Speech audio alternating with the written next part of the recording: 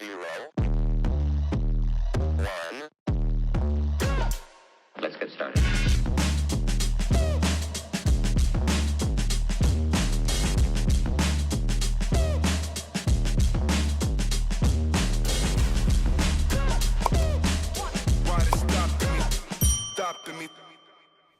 Hi friends, it is time. We are gonna jump right into some Storygraph stats and then we'll get into the books. I'm gonna do like rapid fire, go through every single one. I have a graphic for each month. By the way, if you're not using Storygraph and you're a data girly, I cannot recommend enough because it is like crazy helpful. So we have 85 books total, 15,853 pages, and about 230 hours of audiobook listening time. Top genres: literary, horror, and fantasy were my top 3 genres. And then the really fun one that I love to look at is the like number of books, pages, and minutes throughout the entire year. So these like squiggly lines. Clearly December was my highest. And then average star rating, we have a 3.9.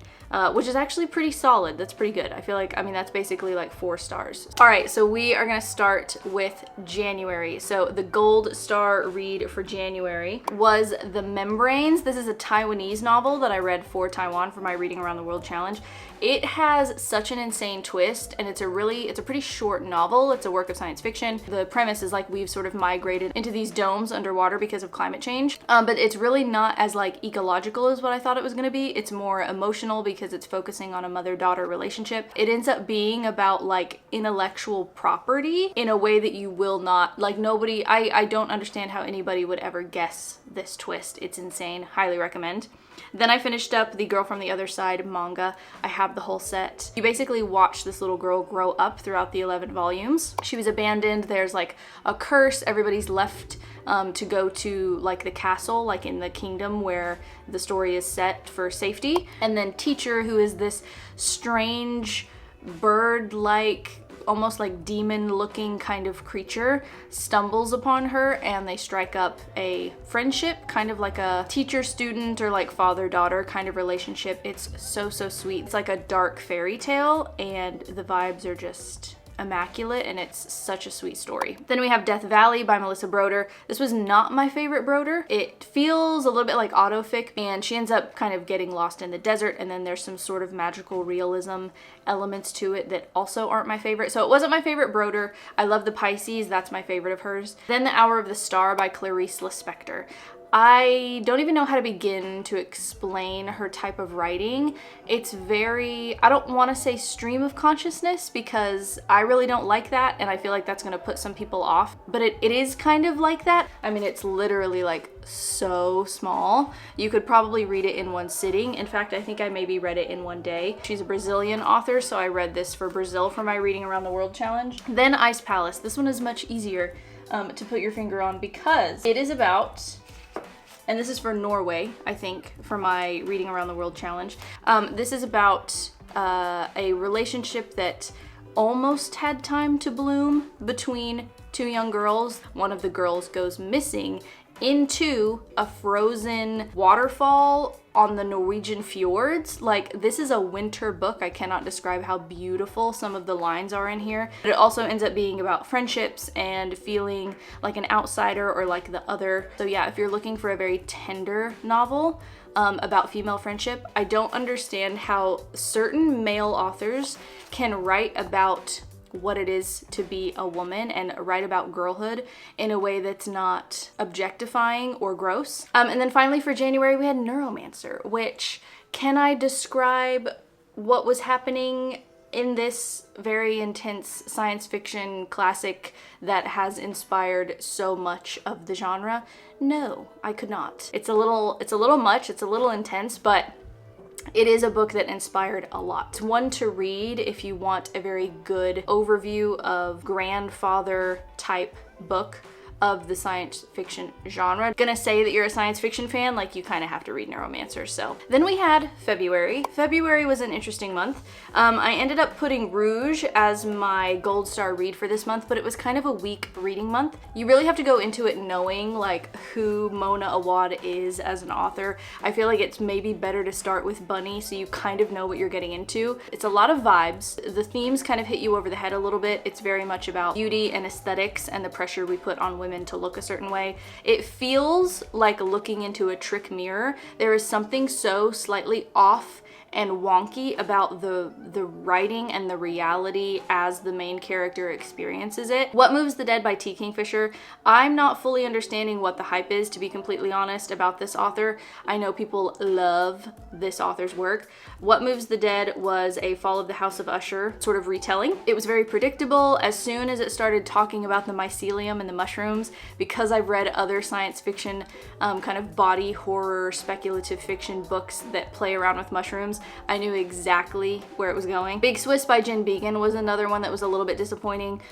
We have two kind of like 30-something leads, female leads, and one of them is a transcriptionist for like therapy audio files, and so our main character ends up falling in love with one of the women who she's transcribing the audio for. So it feels a little bit weird from the beginning. It just wasn't anything special or impressive to me. Seed of the Soul by Gary Zukov is one man's take on what is the essence of the soul. I thought he wrote about it really beautifully and the concepts were really interesting, but it is strange, I think, ultimately to read what some random person thinks about the soul and is writing about something that is so metaphysical and so unknowable and ineffable that he writes about it in such a way like he knows.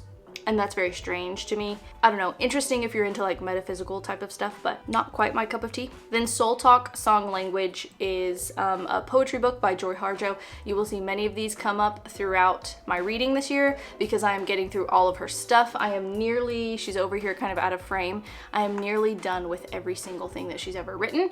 And this is the next thing on my list. And then Voices by David Elliott was like a Joan of Arc biography, but in poetic form. It was written in verse, like in poetry. So that was interesting. It's more YA. The poems were like shaped to look like things, so it felt a little bit juvenile.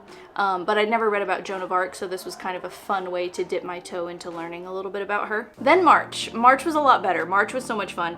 The gold star read for March was Julia by Sandra Newman. This is a 1984 like feminist retelling from Julia's perspective. So you definitely want to have read 1984, but it was so interesting to see like what she was doing in the downtime, like when she's not on the page in 1984. Highly recommend it if you are a fan of 1984. Then another one for my Reading Around the World challenge for, was this one for Norway? I loved this. This feels like, and I think I mentioned it in my, like whenever I did my March wrap up, it feels almost like how a book would feel if it was an ASMR video. What the author does with sound in this book is really trippy. Also what she does with fruit and the metaphors that she uses for like the female body was fascinating. A little bit of body horror. It's very dark, it's very bleak, but it's lovely. It's like dark feminist juiciness. I don't know how to I don't know how to explain it in a way that sounds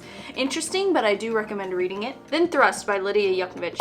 I really had high hopes for this one. It sounds so dope. The synopsis makes it sound like it's gonna be this really cool dystopian story where we have a young girl, like a preteen girl, who has the ability to like walk through time with a coin or something. She has some sort of little talisman that she's using, and then we like don't ever really spend any time with her, and to me she was the most interesting character. It ends up being one of those like sort of generational type stories, which aren't always my favorite because you don't get to spend a ton of time with any one character because you're moving on to the next person. There is a talking whale and a turtle at one point in time, which was really cool, so they're like magical realism elements to it. Anyway, the blurb claimed that the characters were going to be connected in this intricate braid, and I felt like their connections were actually pretty tenuous. So unfortunately that one was not the greatest thing ever. Then Mary Oliver's American Primitive. I'm working my way through all of her poetry. This one was beautiful, as they all are.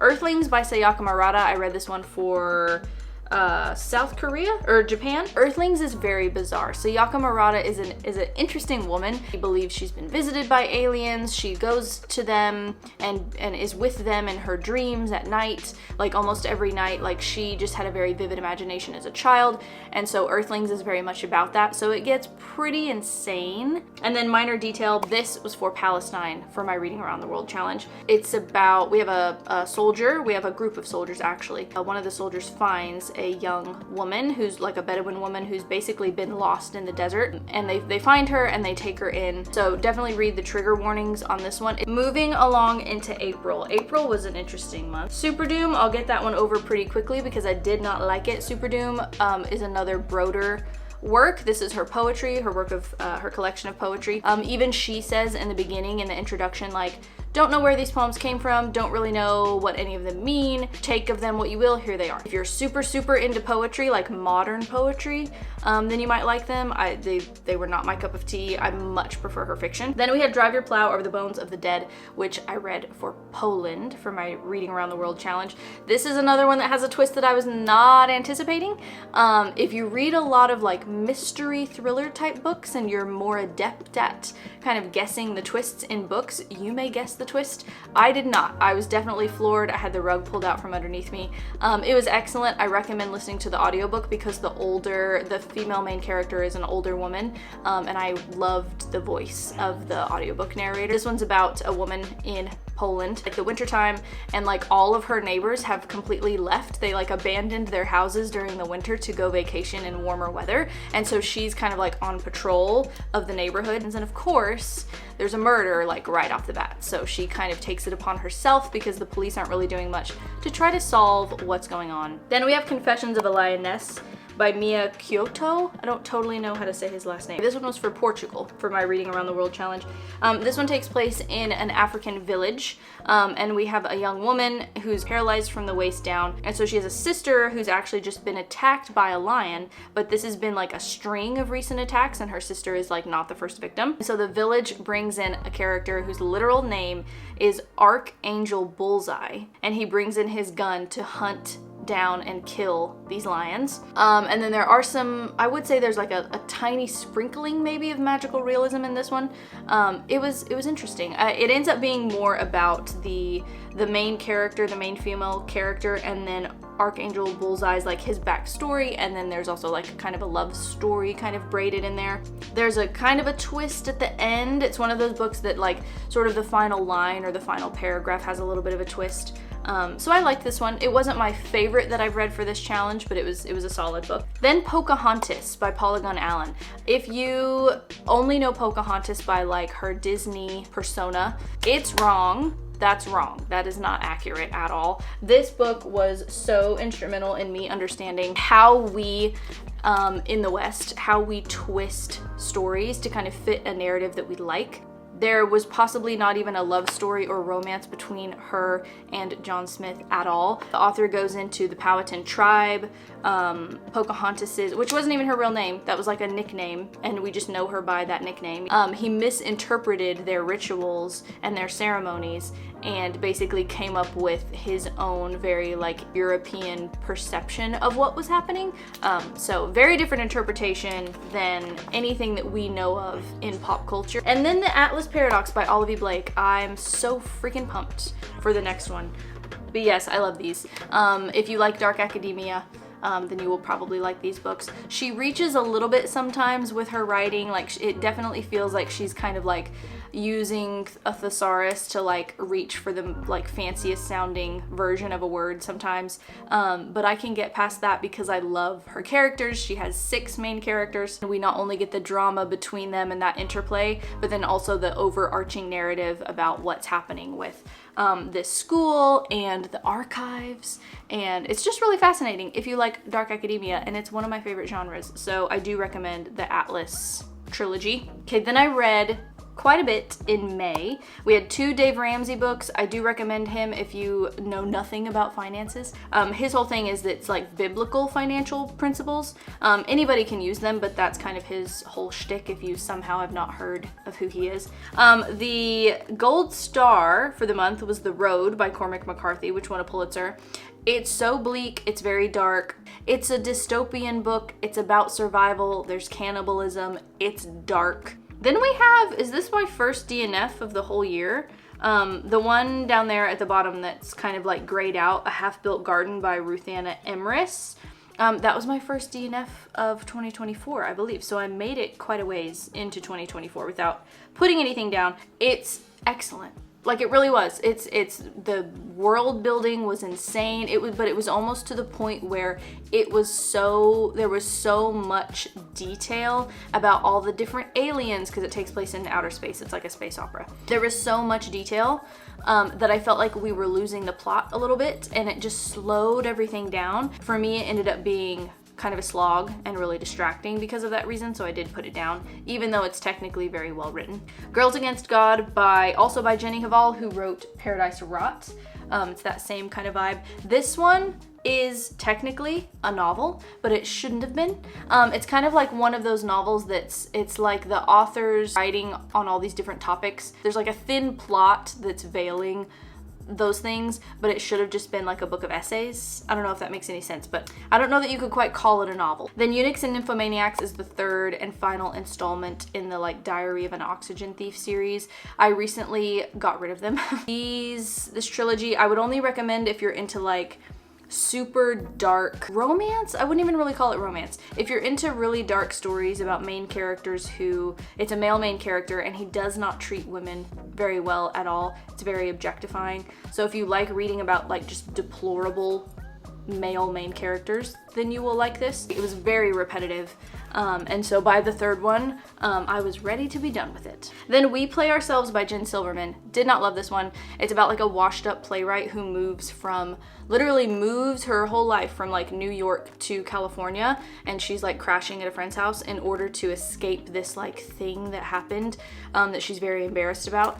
But the thing, when you find out what it is, it's like so not a big deal. The main character, she feels a little bit like she's victimizing herself. I didn't really feel much for her. This is pitched as like a female Fight Club, and that is so not what it is. That was why I was so pumped to read this one. I love Fight Club. Unfortunately, that was like a 2-star read. And then Season of Migration to the North by Tayeb Salih for my Reading Around the World challenge for Sudan. But we have an unnamed narrator he's quite educated. He returns back to his village on the Nile River after like being away for 5 years for his studies, and he meets a man who's been living among his family and friends for about that same amount of time. His name is Mustafa Saeed, and he basically regales the narrator with his life story, and it's mostly about like women he knew when he was in London, and he ends up kind of leaving our narrator with a pretty big responsibility by the end of it. I was expecting to get like the narrator's story and to kind of see more of his life, and then it ends up being about this random guy who's been living in his village. Then for June, I read Salt Slow by Julia Armfield. That is our gold star read for June. I love her. She's become an auto-buy author. It's a short story collection, and I liked it. It was like female, like women, like a focus on women, but they all have like, sometimes there's like a body horror element, speculative, magical realism sort of element to all the stories. It was fun. It was a fun ride. Chlorine was a little bit disappointing, to be honest. This one is kind of similar. It follows our female main character. She's a teenager. She's a swimmer. She wants to be a professional swimmer. Her coach is super tough on her. Anyway, she convinces herself that she's a mermaid. Is she a real mermaid? Is it supposed to be literal? Is it a metaphor? It feels like it's written very literally. It was interesting, but it was a little bit forgettable. Like, it wasn't anything amazing. Gathering Moss was another really good one. I love Robin Wall Kimmerer. It's insane the way that she's able to write about nature. She's a botanist, I think, or a biologist. She writes about nature, but she's also a member of the Potawatomi tribe, so she has all of this native wisdom too. She talks about the idea of reciprocity and the idea of a gift-giving economy, and it's just fascinating the way that she writes so beautifully, because she marries like the scientific ecological stuff with a little bit of autobiography. It's like honey coming through your earbuds. It's just so good. I love her voice so much, so highly recommend listening to her books. Then The Palace of Dreams. This one was for Albania for my Reading Around the World challenge. The concept of this one is absolutely fascinating. Basically, there's a government agency called the Palace of Dreams, where the sole purpose of all of the employees is to transcribe and interpret the dreams of the country's citizens in order to find something useful in them. It was a little bit too short, though, I think. Like, it felt just a little bit rushed, a little bit underdeveloped. I would have loved it if it had been like a little bit longer. It was interesting. I'm glad that I read it, but I would have loved a little bit more, to be honest. Then we had 2 DNFs for June. The Long Way to a Small Angry Planet by Becky Chambers. It's like a found family space opera, which sounds really cool, but I DNF'd it because I actually got halfway through. Characters were really fun and really lovable, but the story just slowed down, again, because of like how much world building, and we got so much up front that it kind of clogged up the story in the beginning. It could have moved a little bit swifter, so I just got impatient with it basically and gave up.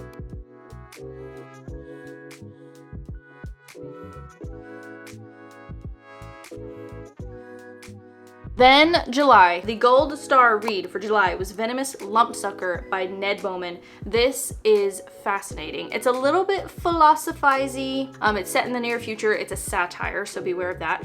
And it basically explores the aftermath. I'm reading from my notes because the concept is like kind of tricky to explain. Exploring the aftermath of a failed carbon offset project. So we have 2 main characters, male and female, and they're thrown together in search for this really ugly fish that's on the cover of the book that may already be extinct, but we don't really know. So we travel with them, meet like a mermaid at one point in time. They eventually uncover this scam. It waxed poetic a lot about the climate crisis, and it's like that's our lives right now. So it felt like a little bit heavy-handed with that, to be honest, but it feels very timely and kind of depressingly accurate. Then 6 Stories by Stefan Zweig. This was for my Reading Around the World challenge for Austria. These were so excellently written. Sometimes you just need an older book, like this one came out originally it was written in like the 20s and 30s. You need something that's just so well written if you've read a lot of contemporary writing where we just don't write the way that we did 100 years ago, obviously. So the language in this was just like so unbelievable. There's a lot of descriptions, really rich descriptions, and the writing is stronger and better for it. So The Outsider by Camus, I feel like I don't really need to say much about him because he is who he is. This is another Penguin Modern Classics version that I love. It's basically about a man who randomly commits a crime. He ends up in jail because of it. On the back it says it's the portrayal of a man confronting the absurdity of human life. So it's an existential novel. He's definitely contemplating life and death. The whole thing is that he's not showing like proper emotion. Like his mom dies at the very beginning, like I think maybe even on page 1. And because he's not crying, people think that he's like a sociopath because he's not showing emotion. Then Serpent and the Wings of Night. This is YA, vampire and human have to coexist. There's a trial happening, so it feels a little bit kind of Throne of Glass or Hunger Games style. It wasn't my favorite. It wasn't super well written, to be honest. So it only got like 2 stars from me. It just kind of feels like a rehash of a lot of the same tropes that we see. And then Organ Meats by K-Ming Chang was a DNF. This was a DNF because literally every sentence was a metaphor. Like sometimes you can just say what you mean. Just say what you mean. Not every sentence has to be a metaphor. So this one I really struggled with, and I did DNF it. 1 hour later. I have eaten. I have changed my hair. We're ready to rock and roll. Then for August, we had There Is No Antimemetics Division. This is an insane, like mind-bending science fiction book that has to do with memory and time. I think it's one of those things like you have to purposefully keep your description vague, otherwise you give away too much, but this was insane. If this doesn't get turned into a film, it's a crime. Another one that I almost made the gold star read for August was Natural Beauty by Ling Ling Huang. This is one of those books where you have like this veneer of like a really pretty like skincare store, and then our main character ends up getting a job at that store and then uncovering a lot of the seedy stuff that's going on like in their laboratory that's in the basement, and it ends up almost feeling kind of like a Jeff Vandermeer. There's a body horror element that comes in later. It was so good. Then The God of the Woods by Liz Moore. If you like murder mystery, I wouldn't necessarily call it a thriller, but if you like mysteries, you'll probably like it. It's fairly long. So you have like a rookie female cop, and then you obviously have like the young girl who's our missing girl. Her brother went missing at some point. Dirty family secrets get uncovered. So yeah, it was a little bit long, but the chapters are really short, so it does actually go by fairly quickly. Then Leave the World Behind. This was kind of like a what would you do if the grid went down, if the electricity went out, if you didn't have your phone, if you couldn't watch the news, and you know, like what would you do in that situation? You're seeing a family go through the motions of all the things that you would probably do and think about in that kind of situation. I think the blurb made it sound a little bit more interesting than what it actually was. Not Forever But For Now by Chuck Palahniuk. This was not his best. Didn't love it. This one's following two like very just like rich, deplorable brothers. Not particularly enjoyable. It's kind of like a nature versus nurture. Thematically, like that's kind of what's happening. There was a sort of a twist, but this one doesn't come until literally the author's note. So it came like as late as it possibly could have. The Secret by Rhonda Byrne. This one is about manifestation. Honestly, it's kind of skippable if you've read any other book about the law of attraction or manifestation. It's filled with some stories and like firsthand experiences and that kind of thing. But because I'm super familiar with like the Abraham Hicks books, it didn't really do anything for me. Then I read The Great Reset and The War for the World by Alex Jones. Love him. Say what you want about him. I understand he's a very controversial figure. This was really interesting. He's diving into World Economic Forum's document that they have, like their sort of like manifesto, because he's been doing this for like decades at this point. He was the guy who blew the lid off of Camp David and that like weird owl statue that our presidents worship. And love Alex. And I loved that book. Then The Unbearable Lightness of Being by Milan Kundera. This was for the Czech Republic, for my Reading Around the World challenge. I didn't realize going into this that this is not written chronologically. So if that's something that bothers you, then you might not love this. And we have Thomas and Teresa and they're like boyfriend, girlfriend. They end up marrying fairly early on. Thomas has a mistress named Sabina, so there's obviously like drama and tension there. Basically what's happening around the character drama in the world is that the Soviets are occupying Prague. He does have a really good knack for like distilling these big concepts into like little bite-sized sentences. So I did like Kundera's writing. Then moving on to September. Gold Star read for September, Silent Spring by Rachel Carson. This one is so incredibly informative. It's all about pesticides. She was the one who kind of exposed what was going on in, I think what year? First published in 1963. We still have a long way to go, y'all. It does read a little bit dry. It reads a little bit scientific because it is, but it's one of those books that is just really important. And it's good to have sort of a basic knowledge of it. Then The Wild Delight of Wild Things was a lovely poetry book by Brian Turner. He was the like workshop leader at the Quartz Mountain Writing Workshop that I went to, and so I bought a couple of his poetry books while I was there. And he writes a lot about grief, so these are pretty intense and emotional. He has nearly brought me to tears, which is a very difficult thing to do. Writing about the grief that he's experienced from losing his wife. Lots of imagery of the ocean and the ocean as a metaphor, so I do recommend his poetry if you like poetry. Daughter from the Dark by Marina and Sergei Dyachenko. If you recognize those names, it is because they wrote Vita Nostra, which is going to be a trilogy, even though Sergei has passed away, sadly. Daughter from the Dark is nothing like them. Don't really recommend it, unfortunately. It's about a man who saves this little girl and her teddy bear, and then there's a thing with the teddy bear where we think it might be like a real life monster. It was an interesting concept. It has to do with there's a little bit of like magical realism happening, but it just was really weird and not anything special and kind of forgettable. And it's one of those books that you finish and you're like, why did I read that? What was really the point of that? So I definitely recommend Vita Nostra over those. Then The End of Loneliness by Benedict Wells I read for Germany. Somebody recommended this one to me for my Reading Around the World challenge. I like this one a lot. It is sad. It's another one about grief. But we're following 3 siblings, I believe. We have 2 brothers and a sister. They lose their parents fairly early on in the book, and then we're following them as they experience that, as they grow up into, adolescence and then eventually adulthood, and basically just what that means, like how that affected them. And we're just seeing them grow up basically and deal with all of this. Then Drums of Autumn by Diana Gabaldon. This is the 4th book, the 4th Outlander book. It's again, just you're following, our 2 main characters and watching them sort of build a life together. Ninth House by Leigh Bardugo was my only reread of the entire year. I don't reread books because there's just so many books to get to, but I did reread Ninth House by Leigh Bardugo because I remember really liking it. And I liked it just as much the second time around. And then Immortal Dark was a DNF, which I was not expecting. It's YA, and I feel like that was coming through a little bit with the writing, and that's part of the reason I think why I struggled to get through it. A fair amount of exposition at the beginning that I felt like was slowing it down a little bit. I don't know, it didn't grab me, and I was wanting to get to some other things. I just put it down and haven't picked it back up again. For October, which was a very fun reading month, I'm that type of person who will like hoard all of the like fun horror books until that month and then just devour them all. So Woodworm by Layla Martinez was my favorite for October.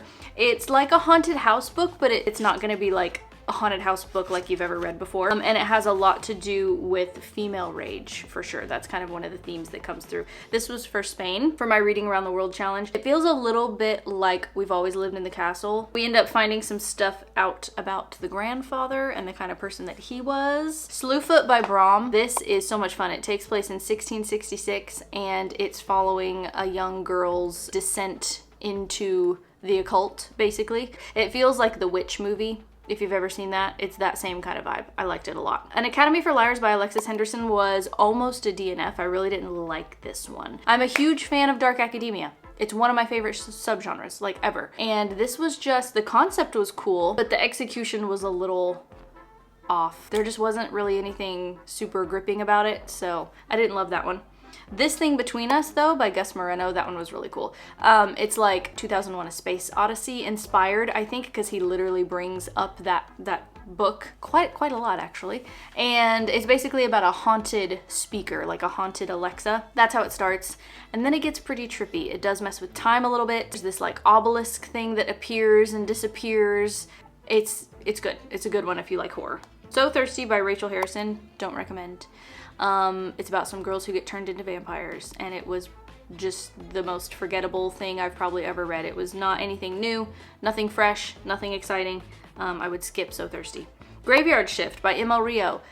I'm not gonna say skip it, but it feels like you're reading the first quarter of what should be a full manuscript. It's like her publisher accidentally published the beginning of a full-length book. We have like 5 main characters who are all like night shift workers, so the whole thing takes place over the course of like a single night. The concept was there, but it just feels rushed because it just wasn't long enough. It shouldn't have been a novella. I feel like it should have been a novel. Fragile Animals by Genevieve Jagger. I love a good vampire novel, and this one was. It feels kind of like if you were watching an indie film that's a vampire novel. So it's not, I don't know, there's like a grittiness to it. It takes place in, I want to say she's in like Edinburgh, yeah. And so anyway, she meets a man who claims to be a vampire. It gets a little spicy, but also he's not like a sexy vampire. He's like a gross kind of vampire. I thought it was really interesting. Then another skip, The Deer and the Dragon by Piper CJ. Do not recommend. It's supposed to be about fae. Again, one of those books that the execution of the concept wasn't great, so I would skip that one. And then 2 Mary Olivers, Redbird and Swan. Her poetry collections are so short you can just like rip through them in a single sitting, so I read those 2. And then Weaving Sundown and A Scarlet Light was another Joy Harjo. This one is interesting and a good place to start if you have like no idea who she is, because she offers like commentary in the back where she kind of explains and like gives you some context, and I haven't read any of her other poetry collections where she offers that, so if you have been curious about her, Weaving Sundown is a good place to start. Then for November, Gold Star read, The World Cannot Give by Tara Isabella Burton. And if I had to pick like a #1 book of the year, it'd be The World Cannot Give. It was so good. It takes place at a college that has like, they're big about like the church that's on campus, like you have to attend like chapel and stuff. And you have a choir leader girl who's got long dark hair. She's very like Wednesday Addams type character. And she's leading around these 5 very handsome boys who seem to just like do her bidding. Very much sort of like a queen bee type situation. And our main character comes in only attending this school because she is obsessed with an author who like went there and who wrote about his time there, and who I think like jumped off the cliffs, like he committed suicide or something. And then lo and behold, she finds out who is also obsessed with this author, but our Wednesday Addams choir leader girl. So they kind of start sort of a relationship, but it's very gray and very blurred. I liked it a lot. Hillbilly Elegy by J.D. Vance I read because I've heard good things. This is like part autobiography, part commentary on poverty crisis and drug use and like opioid use. Quite sad because some of the stories, some of the things he's gone through in his life were quite sad, but still an important read. Obviously he's gonna be our vice president, so I wanted to read it.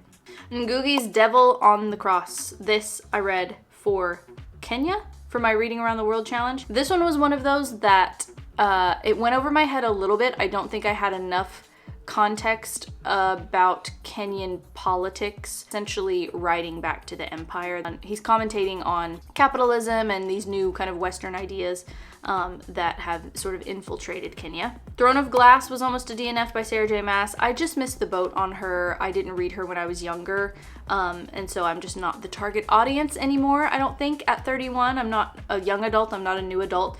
The concept was really silly, so it was fine. Window Shopping by Tessa Bailey. This was my attempt to get into the Christmas spirit. It was okay. It wasn't actually super Christmassy. It was one of those ones where our characters are very attracted to each other, and so they kind of move very quickly, and I'm the type of person I want to see build up in tension first, or it doesn't really mean a lot to me. Another Palahniuk, Shock Induction. This one is very clever. It's very experimental though, and it's just not my favorite thing to read. The concept was cool, but because his prose was so experimental, I wasn't tracking. Like, I was not really following along too well. He goes all over the place, so it's just hard to follow sometimes, honestly. 1000 Storms by Tony Sandoval. Maybe the only graphic novel that I read this year. It's really interesting. We have again, a sort of like odd girl, Wednesday Addams type, you know, girl who's very into like macabre things. She like collects teeth and that kind of thing. And she's bullied for all of that, and she ends up having to like save other kids in her town. She ends up going through a portal like between these trees in the forest, and it was a wild ride. I liked it a lot. Then we had 2 DNFs. Women Who Run with the Wolves by Clarissa Pinkola Estes. Not because this was bad, it was just so scholastic. Like, it was so academic that I kind of dreaded picking it up. Even though it's absolutely fascinating, she brings in all these myths and legends about women and like different like female archetypal things. Just so much like something I would read when I was in college, and so dry. She just didn't make it interesting to read. The topics are very interesting, but it just read very academic. And then Icebreaker by Hannah Grace. Y'all, we let this happen. We let 1 million copies of this book be sold. Really unfortunate, because this is not a good book.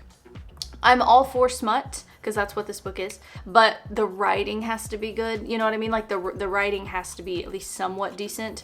There was a really weak plot in this. The characters are all the same horny college kid. Like, they're all interchangeable. They were not interesting at all. There's no depth to them. It's not good. I would skip it. Then finally, we have December. Our gold star read was honestly kind of between Word Slut by Amanda Montell, which is where she breaks down the etymology of all the different like female insults that we use, which was absolutely fascinating. That would be like the gold star read for nonfiction. For fiction, it's The Cardboard House by Martine Adan. This is for what country? Peru, for my Reading Around the World challenge. I just finished this a couple of hours ago, and notice how many tabs are in a book that's like barely 100 pages. It's so insanely beautifully written. He's adjective happy, but it works because he's not one of those people who's trying to reach for a word that he doesn't know what it means. In one particular passage, he uses 7 adjectives in a row, but there's something about it that's so good, and I feel like writers can't even write like this anymore because we're so like tainted by like technology and our phones and stuff. We just don't write like this anymore. It was absolutely beautiful. It's just little vignettes. It's not a full story. It's not a novella or anything like that. It's just these tiny little, they'll literally be like a page and a half. Then The Unmaking of June Farrow. This sounded really interesting, but was again kind of forgettable.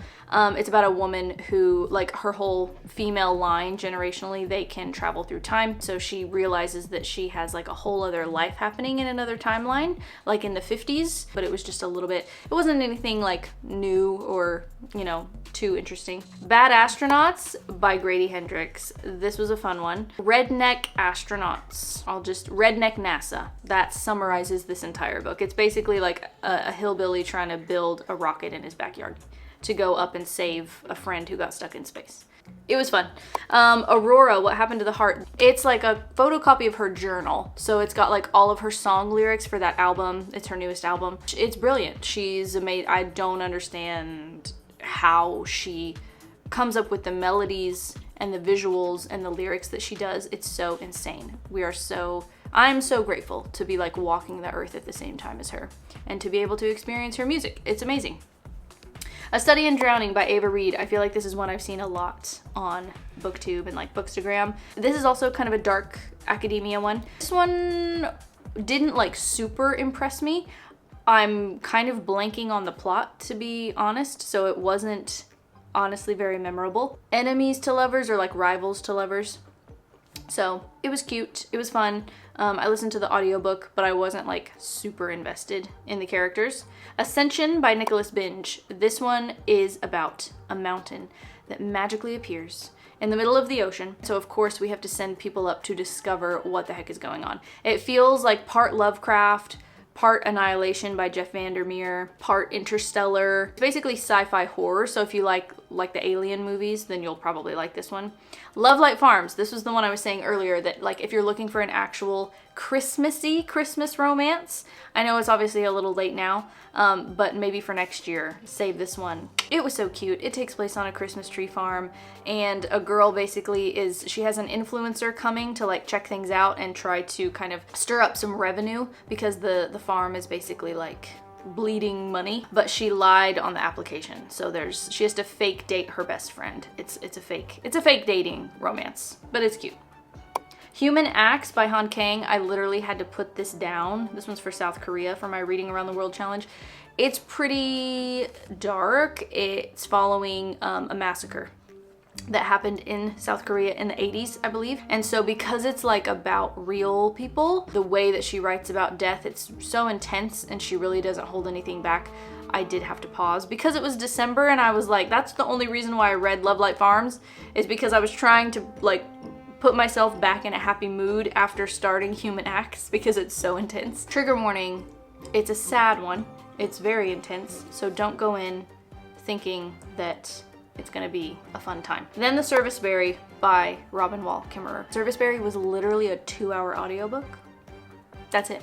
Even if this is not the type of thing that you would read at all, if none of that sounds like anything you've ever read or even interested in, for a 2-hour audiobook, you get to at least listen to her lovely voice, and she puts forward some really interesting ideas. Then 2 DNFs, The Coven by Harper L. Woods. I almost bought a physical copy of this in the store and I'm so glad that I didn't.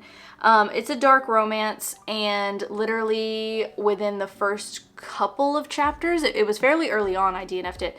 I'm listening to the audio and our male main character starts to undress our female main character, and she's asleep, she's unconscious, because he wants to put her in more comfortable clothes. So he starts undressing her and getting aroused. Like, it was just really, I was very uncomfortable. And I get that it's a dark romance, but I was like, he completely, I mean, huge red flag. Like, I just lost all interest in him as a male main character. And then Stranger in a Strange Land by Heinlein. I feel like a fake science fiction fan for DNFing such like a classic science fiction book, but it was written, I think, in the 60s, 50s or 60s, and it feels like it. I almost thought that, like, the way that he was, one of the male leads is talking to his wife, the way that he was talking to her, I almost thought it was a joke. Like, I was like, oh, they're gonna laugh. But it's so bad the way that she's treated and the way that she's talked about and talked to. It was really icky. And we got so much extraneous detail about other characters and the world, and you know, it's all like world building and that's fine, but I just wanted to get to the stranger. I wanted to get to the alien, the guy from Mars. It started going very, very slowly and I stopped feeling like I wanted to pick it up at all. If you have been here this entire time, you deserve a gold star, because we are finally done. That was all 85 books. Maybe what your favorite read of 2024 was. That would be an interesting thing to see in the comments. Thank you so much for being here. I appreciate you dearly, and I'll see you in my next video.